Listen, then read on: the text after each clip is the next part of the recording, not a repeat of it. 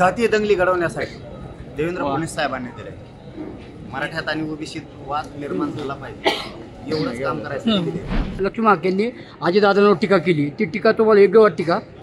मी त्याच्यावर बोलत नाही. आणि त्याच्या मागे त्या टीकेमागे कोण आहे का असं आपल्याला वाटतं? त्याच्यावर बोलतच नाही ना, त्या दोघांचा प्रश्न. त्याच्यावर बोलत मी त्याला घेणीच नाही. पण ते मराठा आरक्षणाबाबत काय मत विरोधक भूमिका घेत आहेत ते लक्ष्मण नाके, त्यांची गाडी नक्की कोणी दिली? देवेंद्र फडणवीसने दिली का आणखी कोणी दिली? हो, जो प्रश्न माझा नाही तोच तुम्ही मला विचारा. नाही, पण तुमच्यामुळे ते प्रकाश धोतात आले ना, तुमच्यावर टीका करून ते असं बोल असते. प्रकाश धोतात आले. छगन भुजबळांना मंत्रीपद दिलंय, त्याबद्दल काय म्हणतात तुम्ही? जातीय दंगली घडवण्यासाठी देवेंद्र फडणवीस साहेबांनी दिले.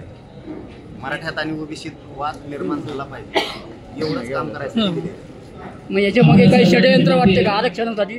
मराठा आरक्षणाला विरोध मराठा आरक्षणाला विरोध करण्यासाठी छगन भुजबळ यांना मंत्री असं वाटतं का? अशी आपल्याला शिरूर क्रिटिकल मल्टी स्पेशालिटी हॉस्पिटलच्या उद्घाटन सोहळ्याच्या निमित्तानं विनंती आहे. कारण काय आहे की असं काय मोठं संकट राज्यावरती नव्हतं. मराठा मंत्रीपद दिलं नाही म्हणून काय मोठं संकट पडत असं काय नाही ना. पण ते मराठ्यांना विरोध कसा करायचा, मराठा ओबीसी वाद कसा लावायचा, तर जातीवाद करण्याचे त्याचं एक प्रशिक्षण झालेलं. त्यामुळे मंत्री फडणवीसांनी बरोबर त्यांनाच केलं. मराठ्यांच्या विरोधात वातावरण खराब करायचं, राज्यातली शांतता भंग करायची, ते काम करण्यासाठी दिले. त्यांनी जो आधी काही प्रश्न विचारला होता, देव याला बोलतो ते त्याला बोलतो, त्यांचा वैयक्तिक प्रश्न आहे. त्याला मी विरोधक मानलेला नाही. आम्ही आत्तापर्यंत धनगर बांधवाला कधी बोललोही नाही आणि त्यांच्या नेत्याला पण नाही. त्यामुळे मी त्यांच्यावर बोलतच नाही काही कसल्याच प्रकारचं. ज्यावेळेस विरोधक मानले त्यावेळेस बघू. आज आपला त्यांचा काही प्रश्नच येत नाही. त्यांचं वेगळं आरक्षण आहे, आमचं वेगळं आरक्षण. त्यामुळे ते आमचे शक्यतो आमचे त्यांचे संबंध गावखेड्यात एकदम चांगले, धनगर बांधवाचे नाही.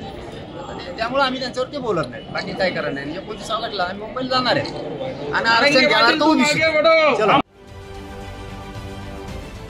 महाराष्ट्रातील सर्व बातम्यांचे विश्वासार्ह व्यासपीठ,